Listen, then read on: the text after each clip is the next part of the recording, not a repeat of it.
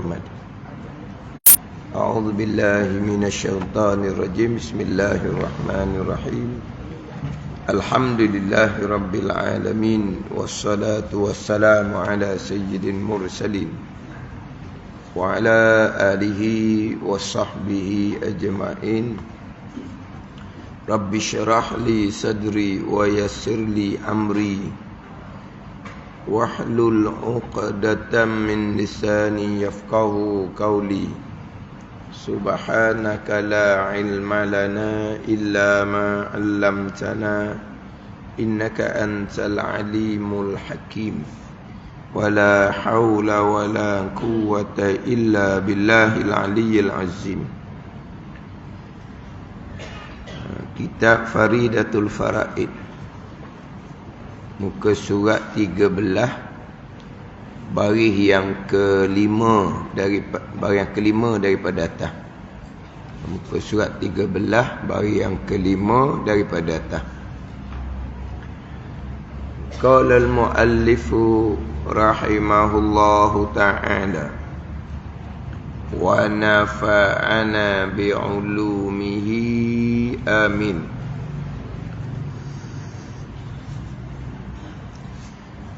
Maka wajib kita i'tiqadkan,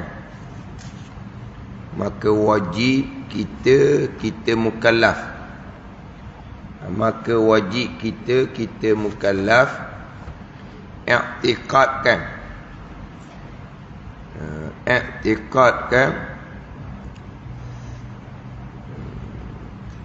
benar mereka itu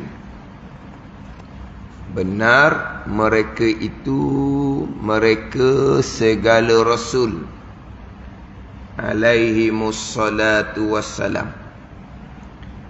Benar mereka itu pada dakwa mereka itu, pada pengakuan mereka itu. Mereka itu segala rasul alaihimus salatu wassalam akan nubuwah dan risalah. Akan nubuwah dan risalah. Rumi tulis macam mana nubuwah? Ditulis nubuwah gitulah. Nubuwah dan risalah. Jangan baca bahasa Malaysia pula. Kalau bahasa Malaysia tulis gitu, sebut ke apa? Nun berwaw ta marbutah. Ada orang baca kitab Jawi, perkataan tu perkataan Arab, dia pergi baca kat bahasa Melayu. Pun orang nak lah. Yelah, kitab ni kitab Melayu, kitab bahasa Melayu, Faridatul Faraid. Tapi sebagaimana kitab-kitab Melayu yang lain, terkadang didatangkan bahasa Arab, dia tidak terjemahkan. Sebab apa? Sebab terkadang bahasa Arab itu sudah menjadi bahasa ilmu. Sudah menjadi bahasa ilmu. Jadi tidak diterjemahkan. Macam di sini, nubuwah, risalah. Nubuwah ni kenabian kalau terjemahan kita. Nubuwah ni kalau terjemahan kita adalah kenabian. Risalah ni kerasulan. Pangkat-pangkat tu. Seseorang yang diangkat pangkat nubuwah, tuannya namanya Nabiyun. Nabiyun tu bahasa Arab. Kita Nabi lah. Tapi Nabi tu bahasa Arab, bukan bahasa Malaysia. Tapi jadi bahasa Melayu lah. Nabiyun. Siapa Nabiyun ni? Seseorang yang Allah kurniakan pangkat nubuwah. Pangkat nubuwah ni kita terjemah ngapa? Kenabian. Gitu ada boleh ada. Kemudian daripada pangkat nubuwah, Tuhan angkat pangkat kepada pangkat risalah. Apa dia risalah? Kerasulan. Orang yang diangkat pangkat risalah namanya rasulun. Dia gitu. Jadi nubuwah pangkat kenabian, risalah pangkat kerasulan. Bukan risalah ni Yelah, kita ni kadang risalah ni saklar. Kau panggil apa? Apa tak saklar? Kau dah guna dulu ni perkataan saklar? Kau dah guna dah perkataan saklar? Kan, bagi saklar kan? Okey, bagi saklar. Apa dia saklar kalau ikut sebenar? Kita faham saklar tu. Tapi sebenarnya kalau ikut bahasa standard, apa dia saklar? Risalah kecil tau. Risalah ada beberapa helaian. Kita pun photostat. Kita pun bagi. Kita panggil saklar. Risalah lah tu. Risalah ni maknanya satu. Maknanya kita kata kot. Kalau terkadang risalah ni kitab yang kecil. Terkadang kitab-kitab yang kecil dipanggil risalah. Itu kitab kecil, risalah. Kita kalau saklar tu, risalah tu satu helai, dua helai, kita panggil risalah lah. Kita panggil saklar tu, kita panggil saklar. Itu di antara makna risalah adalah kitab yang kecil. Tapi risalah di sini pangkat kerasulan. Yang dikurniakan pangkat risalah dipanggil rasulun. Yang dikurniakan pangkat nubuah dipanggil nabiyun. Yang dikurniakan pangkat nubuah, nama dia nabiyun, nabi. Cuma kita nabi ke rasul ke bahasa Melayu. Dia bahasa Arab, rasul pun bahasa Arab. Utusan Allah Subhanahu wa taala tu rasul. Rasulullah, utusan Allah Subhanahu wa ta'ala. Jadi bahasa Malaysia jadinya. Nabi jadi bahasa Malaysia. Rasul jadi bahasa Malaysia.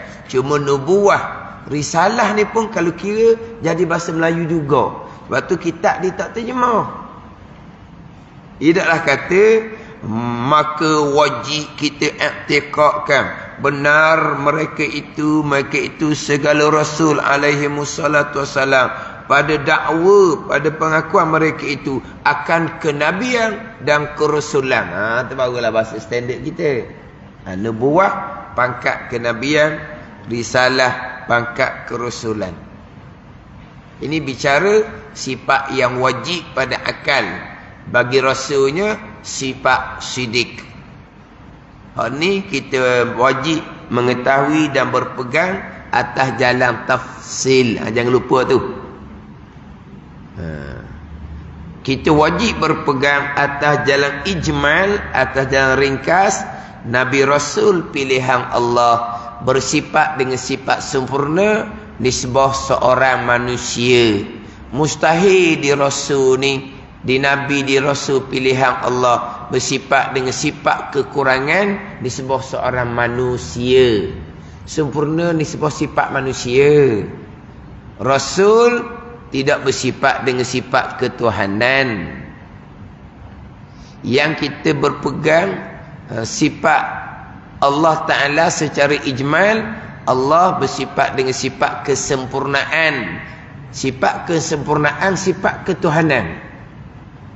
Adapun Rasul ni bersifat dengan sifat sempurna nisbah seorang manusia, sebab Rasul bukan Tuhan. Berpegang Allah bersifat dengan sifat kesempurnaan yang tidak terhingga banyaknya, itu secara ijmal. Sifat 20 ataupun sifat 13 atas jalan tafsil. Sama jangan bicara sifat Rasul. 4 sifat ke, 3 sifat ke, kita bicara dah minggu lepas. Ada kitab sifat Rasul didatangkan 3, sidik, amanah dan tabligh. Fatanah tidak didatangkan. Sebab sifat fatanah, sifat cerdik, sudah masuk kepada sifat tabligh. Bila Rasul bersifat dengan sifat tabligh, menyampaikan wahyu yang diperintah kepada mereka untuk menyampaikan, pasti Rasul yang menyampaikan ni Rasul yang cerdik. Kalau tidak cerdik nak menyampaikan macam mana? Nak berhujah pula, nak berlawan pula dengan kaum yang sesat lama dah. Macam Nabi SAW lah, nak berhadapan dengan kafir Quraisy. Nak berapa orang kalau Nabi tak cerdik? Puak kafir Quraisy ni, puak kafir yang tidak bertamadun. Sebab tamadun pada masa itu adalah di sebelah Palestin. Yang bertamadun masa itu adalah di sebelah Palestin. Sebab Rasul di sebelah Palestin itu silih berganti. Adapun di Mekah ni, wafatnya Nabi Ismail AS tak ada dah. Tak ada dah. Hak di sebelah Palestin tu, daripada anak cucu Nabi Ishaq AS, Rasul. Tapi belah Palestin belaka. Jadi sebelah Palestin tu bertamadun. Sebelah Mekah ni, dia tidak bertamadun. Sebab tu timbul bunuh anak perempuan lah. Ni. Sebab apa? Sebab tidak bertamadun. Bunuh anak perempuan. Dia tu dilahirkan oleh perempuan. Bini dia tu orang perempuan. Lahir anak perempuan nak bunuh. Logik ke tidak? Dia ni pun lahir daripada ibu perempuan. Yang melahirkan anak perempuan isteri dia, perempuan juga. Lepas tu boleh anak perempuan, bunuh anak perempuan. Dah, generasi akan datang, pupuh lah. Pada ni. Dah tinggal lelaki sahaja. Boleh beranak. Pada ni. Maknanya, lepas tu dia panggil puak jahiliyah. Jahil. Bodoh. Sebut jahil ni, dia... Jahil tu bodoh lah. Bodoh. Puak jahiliyah. Kerja dia berperang sahaja. Kerja dia berperang dia. Sebab dia tidak ada tamadun. Di mana puak ni putus Rasul dalam masa yang begitu lama. Sebab apa? Selepas mati Nabi Ismail AS tak ada Rasul dah. Tapi daripada keturunan Nabi Ismail lah lahirnya Nabi SAW. Jadi macam mana Nabi nak berhadapan dengan puak jahiliyah Mekah ni? Kalau Nabi yang diperintahkan menyampai, kalau tidak bersifat dengan sifat fatanah. Dia gitu. Jadi kalau 3 sifat tu, sidik, amanah, tabligh, fatanah dia sudah masuk di sifat tabligh. Kalau jumpa kitab gitulah. Kitab Hidayatus Sibyan, kitab Hidayatus Salikin. Sifat rasulnya 3. Jangan kejutlah. Kitab ni pelik ni. Kenapa tak ada fatanah ni? 3 je. Kena faham lah. Kena faham. Ada yang pandangan yang seumpama tu. 4 sifat, 3 sifat Rasul ni secara tafsil, secara perinci. Adapun Nabi dan Rasul bersifat dengan sifat sempurna, nisbah seorang manusia. Sifat diri pun sempurna, tubuh badan diri pun sempurna. Tidak ada Nabi dan Rasul yang cacat. Kemudian keturunan pun keturunan yang sempurna, keturunan yang baik-baik. Ada. Walaupun datuk nenek Nabi SAW ni duduk di kelompok jahiliyah, tapi akhlak jahiliyah tidak ada pada datuk nenek Nabi SAW. Hidup dalam lingkungan puak jahiliyah. Adakah tok nenek Nabi pun berperangai jahiliyah? Tidak. Terpelihara. Mana keturunan tok nenek Nabi ni memang keturunan yang diakui oleh semua. Keturunan yang terpuji. Bukan hanya setakat pembesar. Bukan di kalangan mereka yang berakhlak yang terpuji. Walaupun hidup dalam keadaan masyarakat jahiliyah. Ada ni. Jadi maknanya Nabi Rasul ni lahir daripada keturunan yang baik-baik. Sebab kalau lahir daripada keturunan yang tak baik, walaupun lahir tu anak yang akhlaknya baik, daripada keturunan yang tidak baik, dia panggil apa? Dia panggil terpalik. Pada terpalik, dia tu memanglah orang baik. Tapi kalau tengok kepada tok nenek dia pada ni. Mana baik-baik ni, baik. Tetapi akan terpalik. Ada ni. Akan terpalik kalau lahir daripada keturunan yang tak baik. Jadi Nabi Rasul ni pilihan Allah. Maka Allah pilih di kalangan mereka yang keturunan yang baik-baik. Sempurna dia panggil. Sempurna akhlak perangai, sempurna tubuh badan, sempurna keturunan. Hak ibu bapa para nabi dan para rasul. Hak tu berpegang secara ijma', secara ringkas. Barulah pergi secara tafsilnya 4 sifat dalam kitab kita ni: sidik, amanah, tabligh dan fatanah. Hak ni bicara wajib pada akal. Hak wajib syaraknya, maka wajib kita i'tiqadkan, wajib pada syarak. Ni wajib pada syarak, wajib kita i'tiqadkan, pegang, kejak dalam hati, benar mereka itu segala rasul. Pada dakwa mereka itu akan nubuah dan risalah, kenabian, keadaan jadi nabi, dan risalah kerasulan, keadaan jadi rasul. Mereka ni rasul ni kita wajib benar sekalian. Bukan hanya Nabi SAW juga, bukan. Nabi Adam, kita membenarkan Nabi Adam adalah Rasulullah.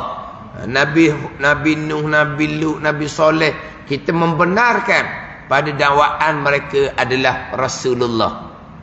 Sebab apa? Sebab mereka bersifat dengan sifat benar, maka pengakuan mereka sebagai Rasul adalah pengakuan yang benar. Hak mula-mula sekali bicara. Percara mula-mulanya membenarkan Rasulullah ni adalah Rasul. Hak mula-mula. Lepas membenarkan Rasulullah ni Rasul, membenarkan akan sekalian khabar yang datang oleh Rasul. Tapi mula-mula sekali membenarkan Rasul ni sebagai seorang Rasul. Yang dimulai dengan membenarkan Nabi SAW.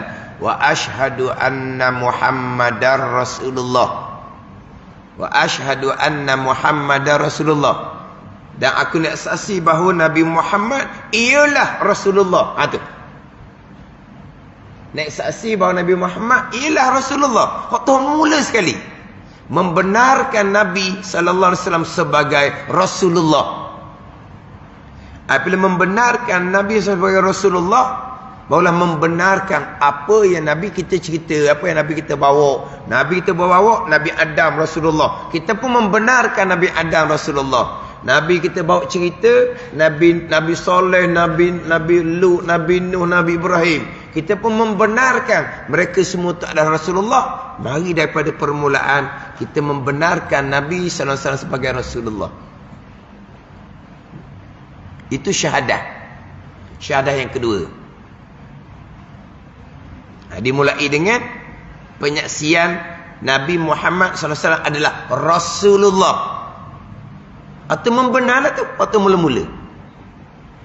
Sebab tu dia mulai dengan sifat sidik. Dia kalau bicara sifat Rasul yang 4 sifat ni, dia yang menjadi asasnya adalah sifat amanah lah. Sifat ismah. Kita jarang sebut sifat ismah. Kita hanya sebut sifat amanah. Tapi kita sebut Rasul maksum. Kata. Kau sebut Rasul maksum. Apa dia maksum? Rasul yang bersifat dengan ismah. Dia panggil maksum. Ismah. Rasul yang bersifat dengan ismah, dia panggil Rasul yang maksum. Ismah tu sifat amanah. Tapi kita tidak kenal sifat ismah. Tapi kita kenal Rasul maksum. Sifat ismah kita tak biasa sebut. Yang kita sebut sifat amanah. Dia gitu. Dia sama tu. Amanah dengan ismah. Kalau kita buka setengah kitab, disebut sifat ismah. Tapi kita jarang terdedah dengan sifat ismah. Sifat amanah. Dia walaupun dimulai dengan sifat sidik, tapi asas sifat Rasul adalah ismah, yang amanah. Lepas tu kita sentiasa sebut Rasul ni maksum. Rasul ni maksum. Rasul ni maksum. Sebab asasnya adalah sifat amanah, sifat ismah. Apabila Rasul maksum, pastilah Rasul benar pada dakwah menjadi Rasul.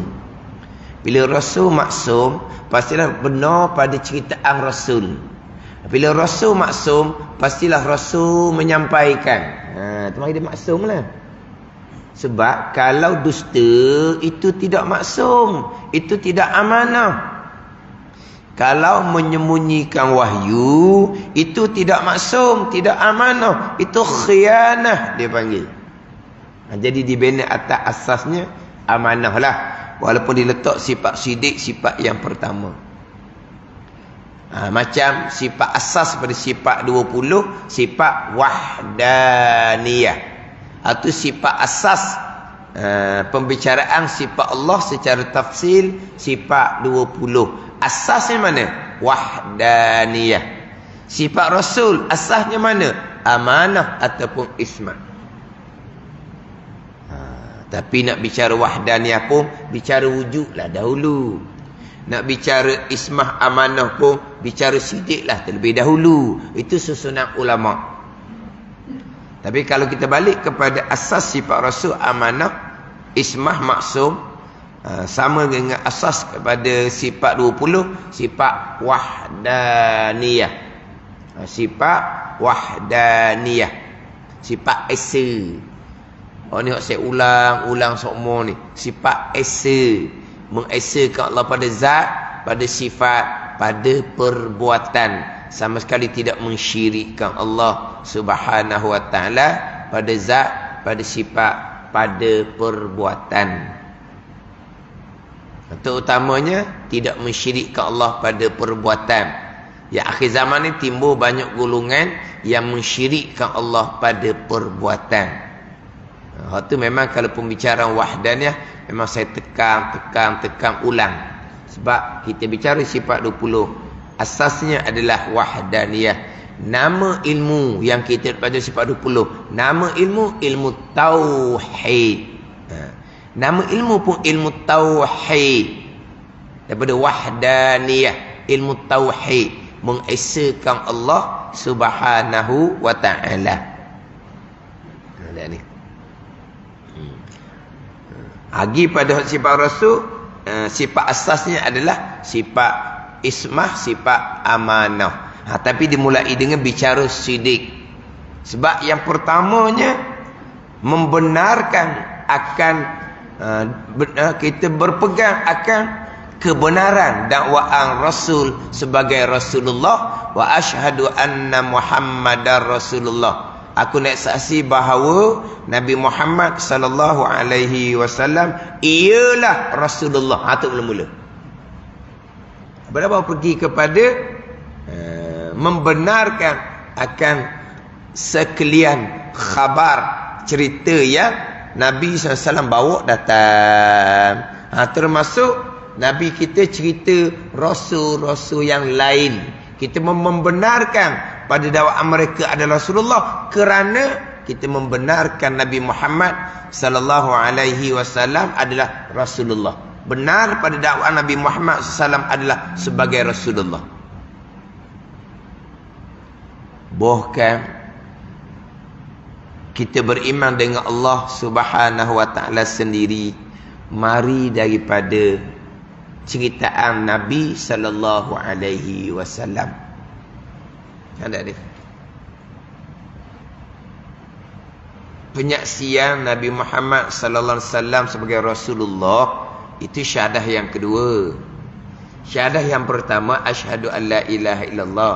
Tetapi yang bawa kita kepada penyaksian Allah jua sebagai Tuhan, mari daripada khabar siapa? Cerita siapa? Khabar Nabi Muhammad sallallahu alaihi wasallam. Sebab itulah dalam mazhab Maliki contohnya, kafir kerana menghina Nabi sallallahu alaihi wasallam tidak akan diterima taubahnya sampai ke sudah, wajib kena bunuh. Itu mazhab Maliki. Menghina Allah Ta'ala murtad. Menghina Nabi sallallahu alaihi wasallam murtad oleh Zabillah. Tapi mazhab Maliki, menghina Allah masih lagi diterima taubahnya. Tapi menghina Nabi sallallahu alaihi wasallam tutup buku. Dia kata taubah dah, tetap bunuh, tak terima dah. Nampak macam besar Nabi Muhammad sallallahu alaihi wasallam pula dah daripada Allah Taala. Menghina Allah Taala, kafir murtad, tapi diterima taubahnya. Tiba-tiba mazhab Maliki menghina Nabi sallallahu alaihi wasallam, murtad wal izabillah. Dah tutup dah. Bertaubat dah tak ada dah. Kamu murtad, kamu kena bunuh, jenazah kamu kena buang. Tak terima dah taubah. Kalau faham selapih kau, Allah besar Nabi Muhammad sallallahu alaihi wasallam pula daripada Allah Subhanahu wa taala ni. Bukan. Sebab kita percaya kepada Allah ni, mari daripada percaya kepada Nabi Muhammad ialah utusan Allah. Ada ni. Jadi mari situ. Bila kita percaya Nabi Muhammad ni utusan Allah, Nabi Muhammad cerita bab ketuhanan. Jadi percaya Allah Ta'ala jua Tuhan, Allah Ta'ala bersifat dengan sifat ketuhanan. Mari mana ni percaya Allah Ta'ala bersifat dengan sifat ketuhanan? Mari daripada Nabi SAW yang menyampaikan. Jadi kalau hina je Nabi, habis tutup buku. Dia gitu. Mazhab Maliki lah. Mazhab Syafi'i, hina Nabi, jadi murtad wal izabillah, tapi masih lagi diterima taubahnya. Dia bertaubah, diterima balik sebagai orang Islam. Tapi mazhab Maliki tidak. Macam cerita dululah Salman Rushdie tu. Ingat dia cerita dulu tu kan, Salman Rushdie. Sampai sekarang Salman Rushdie masih lagi bersembunyi. Sebab tawaran bunuh kekal sampai sekarang. Dia kalau sudah keluar kenyataan, dia sudah bertaubah, dah tak terima dah. Siapa-siapa jumpa bunuh, tawaran berapa juta tak tahulah macam itu. Tawaran tu masih lagi terbuka. Mana kehidupan dia masih lagi macam cerita orang putih. Dia mana identiti diubah, duduk rumah selamat, kemudian terbongkar identiti, ubah pula, pindah pula sampai ke sekarang. Siapa? Tak terima dah. Tak terima dah taubah dia. Tak kena bunuh. Itu mazhab Maliki. Jadi kenapa jadi hak Nabi Muhammad SAW jadi besar? Sebab kita beriman dengan Allah yang bersifat dengan sifat ketuhanan, mari daripada ceritaan Nabi SAW. Dia mari situ. Sebab tu nanti dalam kitab Faridah kita ni, tapi itu ni kena bicara molek lah. Sebab ada orang highlight dalam FB satu kenyataan yang batil, satu kenyataan yang palsu, dia kata. Ada yang kitab Faridatul Faraid ni, dia buat perumpamaan. Buat perumpamaannya, wa ashhadu anna Muhammadar Rasulullah ni umpama satu laut. Asyhadu alla ilaha illallah satu titik daripadanya. Dibaca pakai betul-betul. Besar Nabi Muhammad pula dah daripada Allah Ta'ala. Ni. Maka ada mereka-mereka yang memanglah dengan tauhid sifat 20 ni, mereka memang fobia lah. Anti dan fobia. Bukan anti saja, fobia. Pada ni. Jadi di atas kitab yang masyhur, kitab Faridatul Faraid. Tiba-tiba dalam kitab Faridatul Faraid, wa ashhadu anna Muhammadar Rasulullah ni umpama satu laut. Ashhadu an la ilaha illallah umpama satu titik daripadanya. Jadi besar Nabi. Dia tak faham. Dia faham buat apa kiasan gitu. Nak ceritanya yang kita beriman dengan Allah Ta'ala jua Tuhan ni, mari daripada mana? Mari daripada khabaran Nabi sallallahu alaihi wasallam. Nak cerita gitu. Mana nak besar Nabi daripada Allah Ta'ala? Nabi ni hamba Allah. Subhanallazi asra bi'abdihi lailam minal masjidil haram ilal masjidil aqsa tu. Memperjalankan malam bi'abdihi, dengan hambanya, hamba Allah Nabi Muhammad ni. Mana nak banding hamba dengan Tuhan? Allah Ta'ala ni alhamdulillahi rabbil alamin. Allah Rabb, Nabi kita hamba. Mimma nazzalna ala abdina, atas hamba kami, hamba. Mana boleh banding? Tapi kenapa kata wa asyhadu anna Muhammadar Rasulullah umpama satu lau, wa asyhadu an la ilaha satu titik daripada nak ceritanya beriman kepada Rasulullah, beriman dengan Allah Ta'ala ni, mari daripada beriman dengan Nabi Muhammad sebagai Rasulullah. Ada cerita gitu je. Tapi hak bermasalah ni dia akan cari peluang lah. Kebatilan kitab Faridatul Faraid. Kemudian ambillah satu pengajaran hak tuan guru yang sudah meninggal. Tu nak cerita tu. Itulah tuan guru yang sesat, dia kata. Mesti dihurai tempat ni. Dalam kitab Faridah kita ni. Jadi kita beriman dengan Allah Ta'ala, mari daripada beriman dengan Nabi Muhammad sebagai utusan Allah. Ni kita membenarkan di hati kita. Pada dakwaan mereka itu sekarang Rasul lah.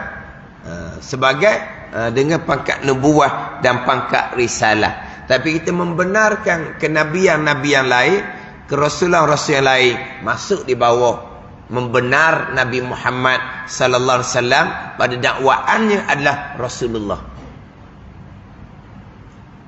Bila membenar Nabi Muhammad sebagai Rasulullah, semua ceritaan Rasul Nabi sallallahu akan dibenarkan, akan dibenarkan. Sebab apa? Sebab Nabi Muhammad kita benarkan pada dakwaannya, pada pengakuannya sebagai Rasulullah. Ini hak wajib syarak atas kita orang yang mukallaf. Rasul bersifat dengan sifat benar, itu wajib pada akal. Kita beriktikad Rasul tu benar pada dalam jadi Rasul, itu kewajipan syarak atas kita. Pada ni kewajipan akal satu, kewajipan syarak satu. Kita bicara dah terdahulu kan. Wajib pada akal Rasul benar. Akal tak terima kata Rasul dusta. Kita pun berpegang. Itu hak wajib syarak. Rasul sendiri bercakap benar, itu wajib syarak atas Rasul. Ada ni? Wajib syarak atas kita berpegang Rasul benar. Rasul bercakap benar, itu kewajipan syarak atas Rasul. Sebab Nabi SAW duduk pada hukum syarak juga. Nabi pun duduk di bawah perintah syarak. Nabi pun duduk di bawah larangan syarak.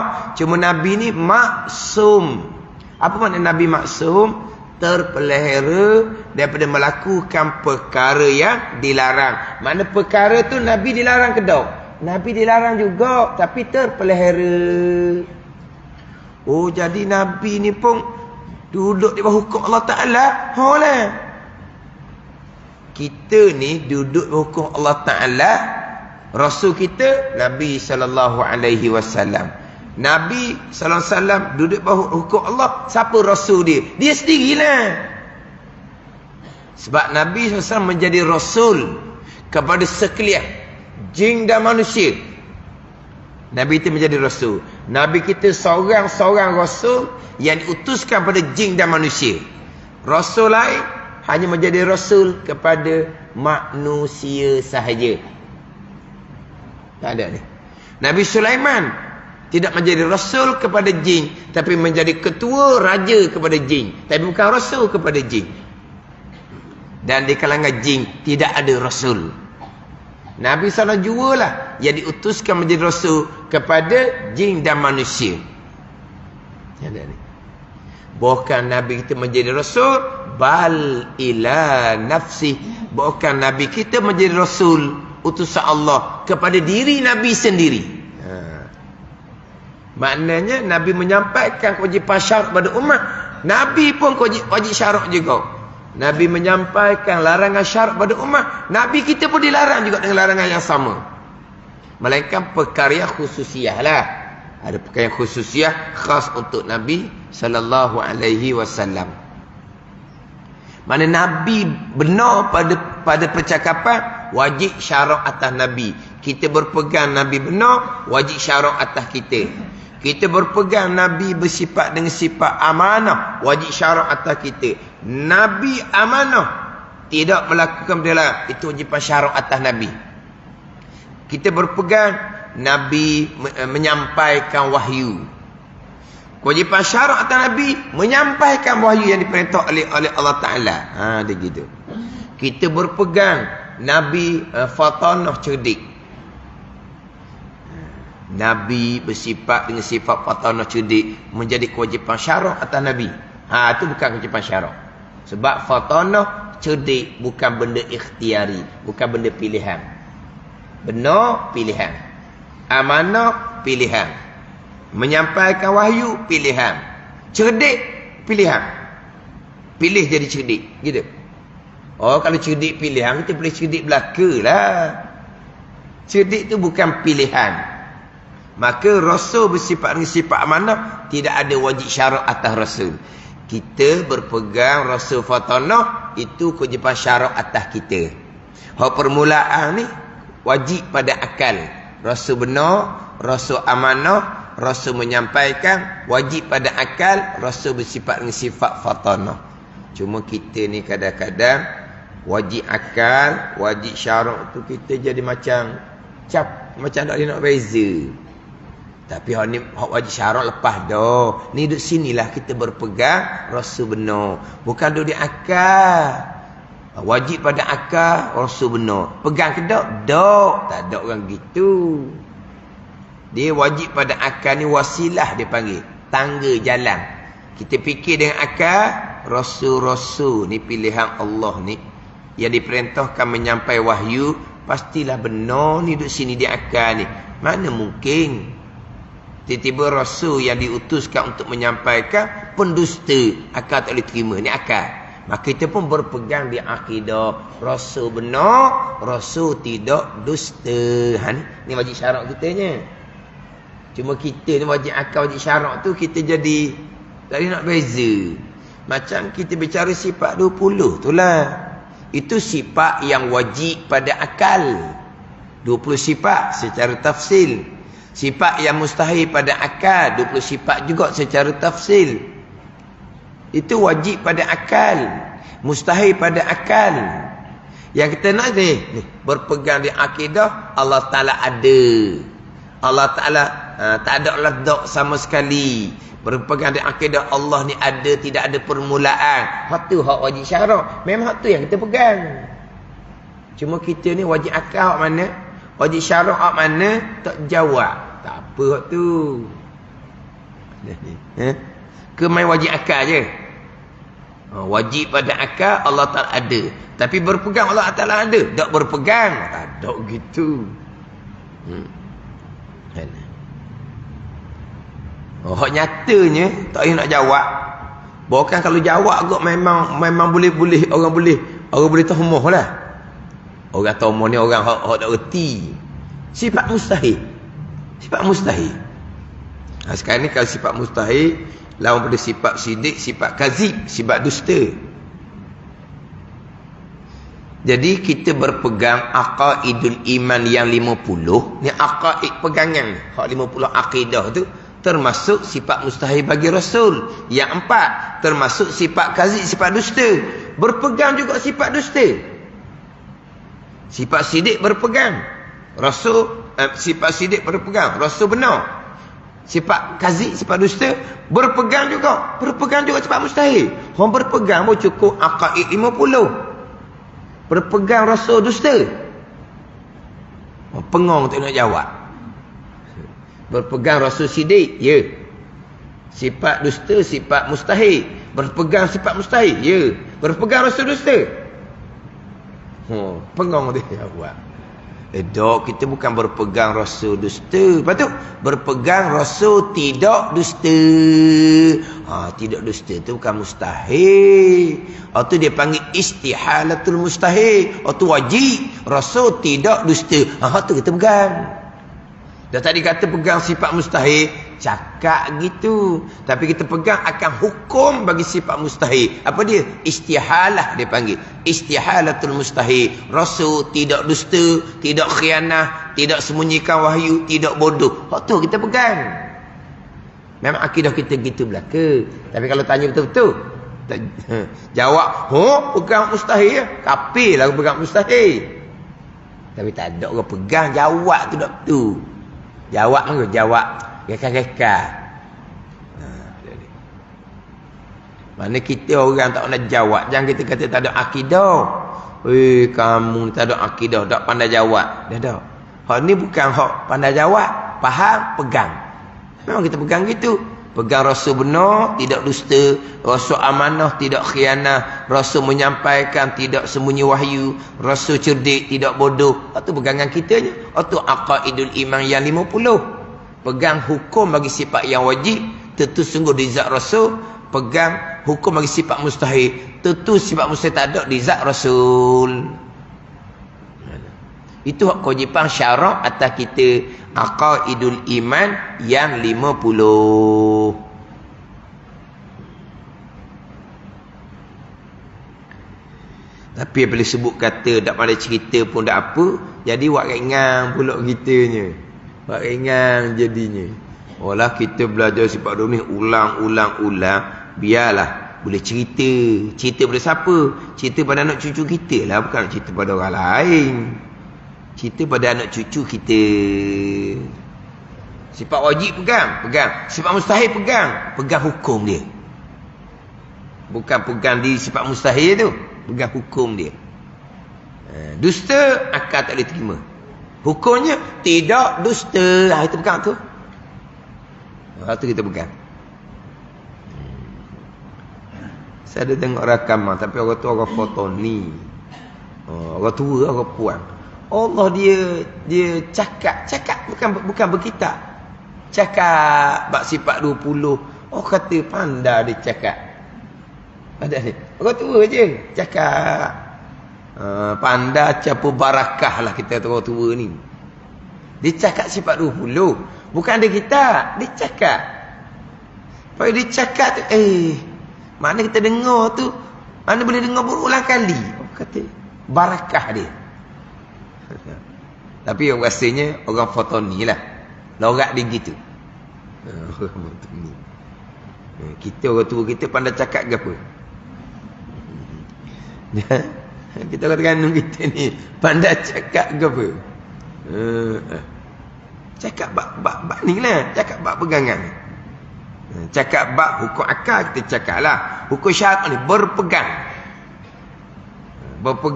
benar pada dakwaan, pada pengakuan mereka itu akan nubuah dan risalah, akan pendakwaan mereka sebagai seorang nabi dan dakwaan mereka sebagai seorang rasul. Dan pada barang yang menyampai mereka itu akan kita menyampai ni daripada Allah Ta'ala. Rasul ni menyampai. Nama dah Rasul utusan. Barang yang disampai tu daripada Allah Ta'ala. Dan barang yang menyampai mereka itu. Dan pada barang yang menyampai mereka itu. Yakni wajib kita i'tiqadkan. Benar mereka itu segala Rasul. Alaihi mussalatu wassalam. Pada barang yang menyampai mereka itu segala Rasul alaihi wassalatu wassalam. Menyampai akan kita. Barang yang menyampai ni daripada Allah subhanahu wa ta'ala. Apa yang Rasul cerita, kita membenarkan belaka. Sebab Rasul bersifat dengan sifat benar. Apa yang Rasul cerita bertepatan dengan diri pekerjaan. Bertepatan dengan wakil, bertepatan dengan hakikah, hak percakapan yang keluar daripada lidah Nabi sallallahu alaihi wasallam. Sebab yang keluar dari lidah Nabi sallallahu alaihi wasallam ni wahyu daripada Allah. Wa ma yantiqu anil hawa in illa wahyun yuha. Tidak bertutur Nabi SAW daripada nafsu Nabi, bahkan wahyu daripada Allah Subhanahu wa ta'ala. Apabila Rasul bertutur tu wahyu daripada Allah, pastilah wahyu daripada Allah benar belaka. Pastilah wahyu daripada Allah tu benar. Sebab apa? Sebab mustahil wahyu daripada Allah tu dusta. Itu di antara nanti bicara bab dalil. Apakah dalil ayat Al-Quran? Nabi Rasul ni benar. Wa ma yantiqu anil hawa in illa wahyu yuha. Tidak bertutur Nabi SAW daripada nafsu Nabi sendiri, bukan wahyu daripada Allah. Oh, wahyu daripada Allah benar lalu dah lah. Itu dalil kita berpegang Rasul benar kalau dalil ayat Al-Quran. Jadi membenarkan akan barang yang menyampaikan mereka itu akan kita daripada Allah Subhanahu wa ta'ala. Sama ada cerita tu cerita perkara dunia, ataupun cerita tu perkara akhirah, perkara yang telah lalu, perkara yang lagi akan datang, benar belaka. Dan pada segala khabar mereka itu benar juga. Kita iktikadkan benar mereka itu pada segala khabar mereka itu, daripada segala perkara yang gaib, perkara yang gaib dan lainnya perkara gaib. Cerita bab malaikat, cerita gaib ni cerita Allah Ta'ala gaib. Malaikat gaib. Cerita berkaitan dengan barzah gaib. Cerita berkaitan dengan syurga dan neraka gaib. Cerita hak berkaitan dengan qada dan qadar gaib. Pada ni apa yang Nabi cerita gaib tu benar belaka. Dan lainnya, lain daripada segala perkara gaib. Lainnya dia ada cerita di bawah tu nota kaki nombor 2 tu.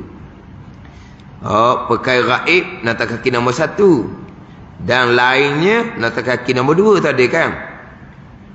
Dan pada segala khabar, mana wajib kita i'tiqad benar pada segala khabar, segala cerita mereka itu, segala rasul, daripada segala perkara gaib.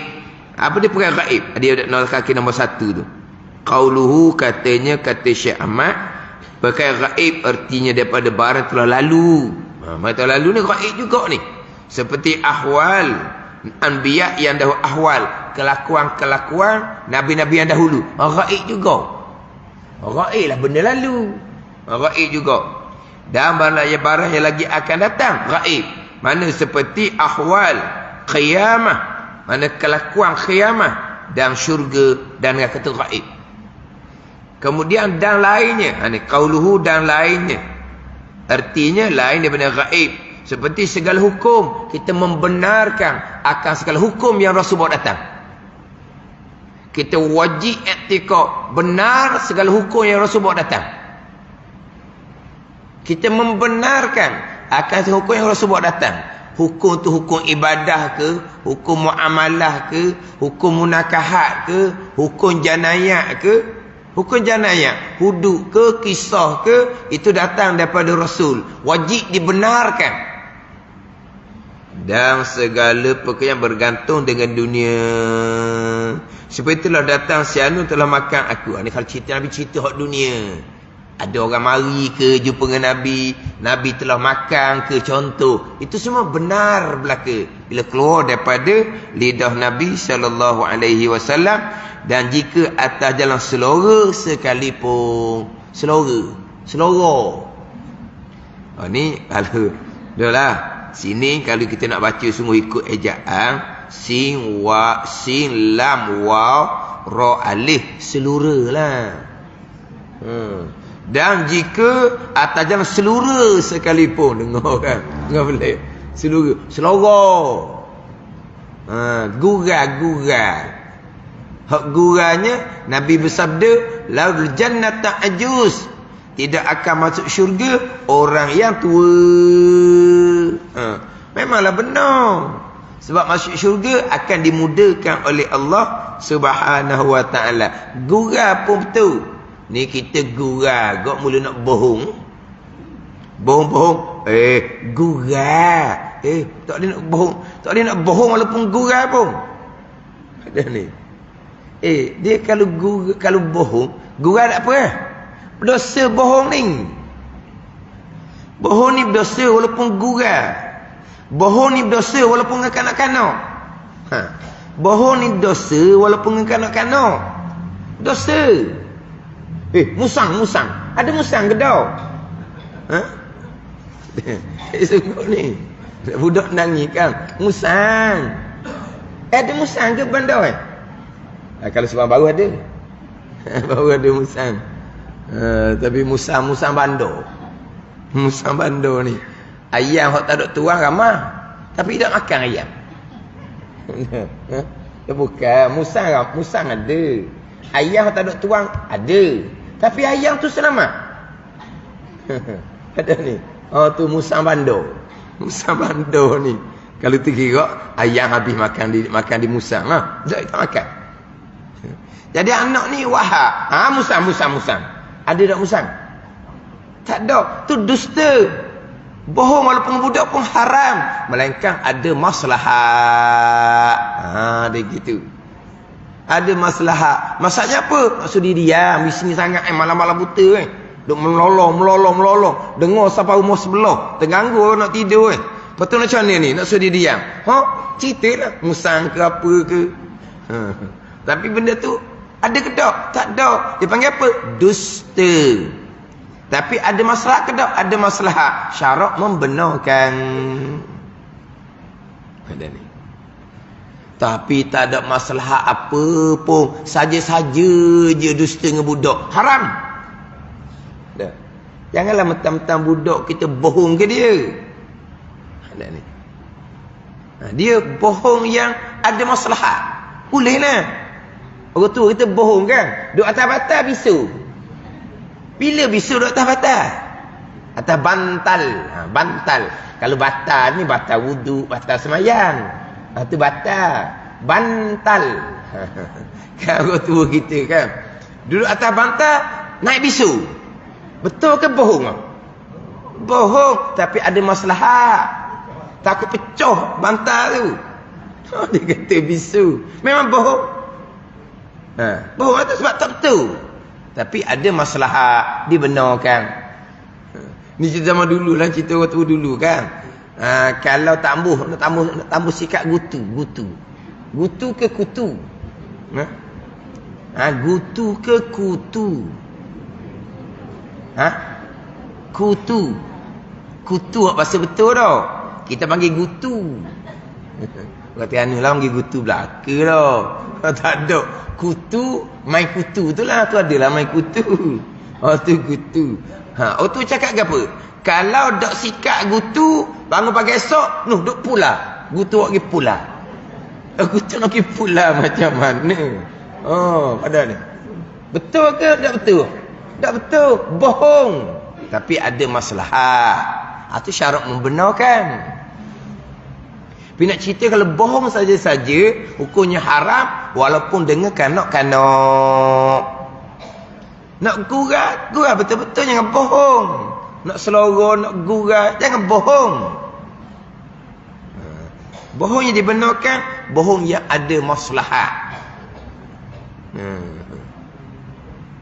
Bohong ada masalahnya jelasnya, bohong antara suami isteri. Tu jelaslah tu. Tu dalam kitab Panah Bagati pun ada. Berbohong oleh suami akan isterinya. Tu memang ada dalam hadis Nabi SAW. Hak dalam kitab Panah Bagi Hati, berbohong bagi madunya. Gitulah. Tu. Ada ni.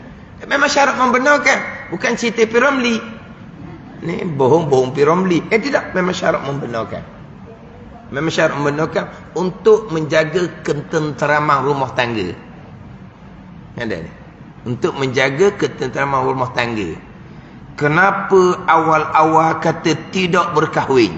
Walau sudah berkahwin. Kenapa bohong? Sebab pada masa tu kalau beritahu berkahwin, akhirnya akan jadi perang dunia yang ketiga tau. Dia 2 kali dah perang dunia tau. Yang ketiga. Perang dunia yang ketiga. Tapi akhirnya terbongkar juga. Tu hati lebu dah lah. Dah bukan dunia ketiga dah dah. Tu bunuh clear lah tunya. Faham tak ni?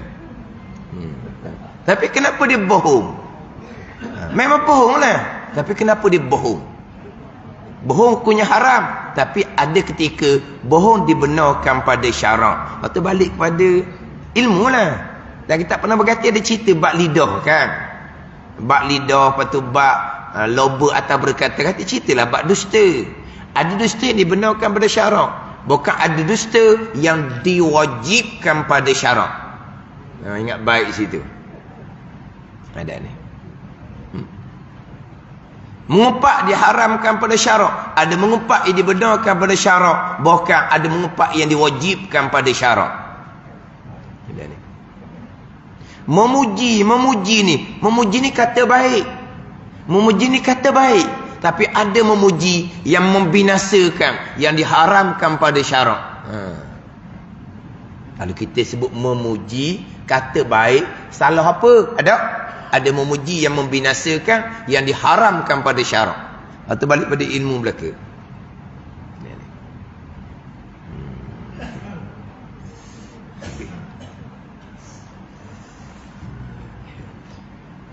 Dia ada bicara bab tauriyah, dia ada bicara dan kita pernah bagi hati. Kita bicara sekarang ni berkaitan dengan benar sekalian Rasul. Bukan cerita Nabi Muhammad SAW jua. Benar sekalian Rasul. Macam mana jawapan Nabi Ibrahim AS? Apa dia ditanya oleh kaumnya? Hak berkaitan dengan berhala yang dipecahkan. Yang kapok yang memecahkan berhala tu ada di tangan berhala yang paling besar. Macam mana jawapan Nabi Ibrahim? Apabila kaum dia bertanya, ma fa'ala li alihatina. Apa dia tanya?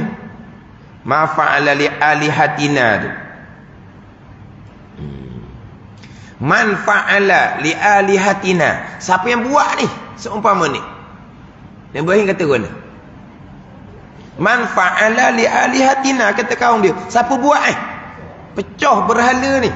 Kapok dia besar. Siapa buat? Lepas tu tak tanya dah. Tanya besar tu lah. Dia tanya Nabi Ibrahim lah. Sabit Nabi Ibrahim ni, masa kaum dia ajak keluar buat pesta di luar bandar, inni sakim, dia kata. Aku sakit, aku demam. Oh, situ dah betul dah. Jadi dia seorang tak keluar pada masa buat pesta di luar kota tu. Jadi Nabi Ibrahim pula duduk sebut semua. Berhala tu bukan Tuhan. Berhala tu bukan Tuhan.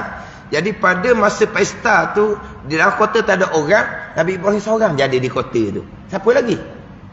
Nabi Ibrahim duduk semua-semua dah. Kata berhala bukan Tuhan. Allah Ta'ala Tuhan. Berhala bukan Tuhan. Lepas tu masa pesta dia tak pergi. Bila orang tanya dia kata ini sakim. Dia sakit pula dah. Satu dah, jawapan tak tahu. Lepas daripada kaum ditanya man fa'ala li alihatina, siapa buat ni? Dia pun jawab kan? Bal fa'alahu kabiruhum fas'aluh. Bukan buat akannya oleh yang besar, maka tanya oleh kamu akan buat besar tu. Ada ni. Mula-mula kata aku sakit. Sakit apa? Segar. Itu dia bicara panjang lah, tauriyah lah apa semua. Sebut kata sakit hati kerana kamu duduk semua berhala. Sakit hati kerana kamu nak pesta di luar kota tu nak buat maksiat. Tu sakit hati. Faham tak ni? Lepas tu kata berhala yang besar yang buat, tu dia panggil hak tu bukan bohong. Dia nak menghina orang kafir. Nak menghina orang kafir. Orang kafir pun katalah, macam nak besar buat? Dia tak boleh bergerak. Kan pakai semua dia. Nak menghina. Ataupun setengah ulama mengatakan tauriyah. Tauriyah dengan bahawa zahirnya kabiruhum tu jadi fa'il. Tapi sebenarnya fa'il dia fa'il dhamma yang mustatir. Takdirnya huwa rajak kepada Nabi Ibrahim alaihissalam.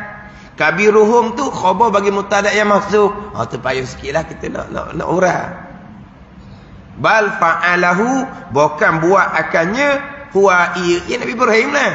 Kabirhum, ini yang besar. Dia kena takwil gitu. Ada ni. Tapi ada tauriah lah dipanggil situ. Ataupun dengan tujuan untuk menghina. Untuk menghina. Tanya besar tu lah. Apa besar dia buat? Mana buat? Dia keras tak bergerak pun. Dah, kenapa kamu sembah dia? Manfaat tak boleh beri, mudarat tak boleh beri, kamu sembah dia buat apa? Nak menghina di situ.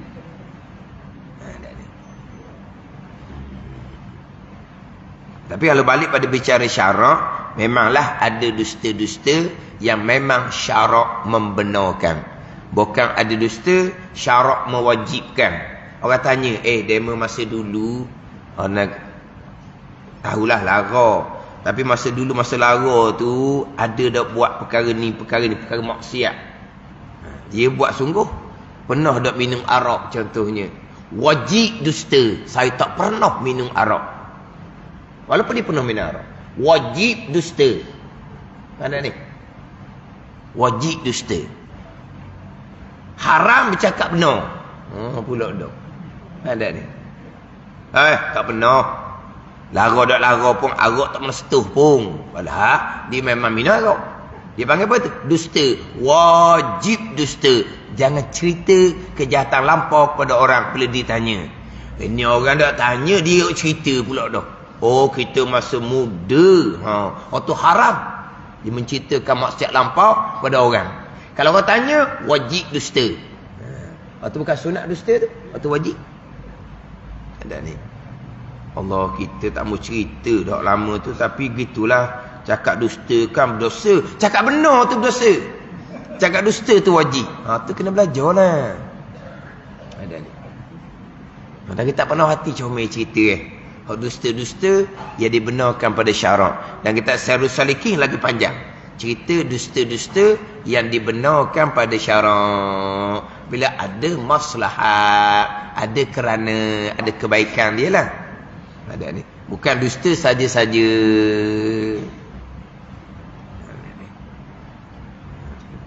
Jadi Nabi ni benar walaupun atas jalan selora sekalipun, gurau sekalipun, daripada Nabi SAW benar belaka. Dan mustahil lawannya lawan sidik, iaitu dusta. Kazib. Lawan sidik, kazib, dusta. Wallahu a'lam.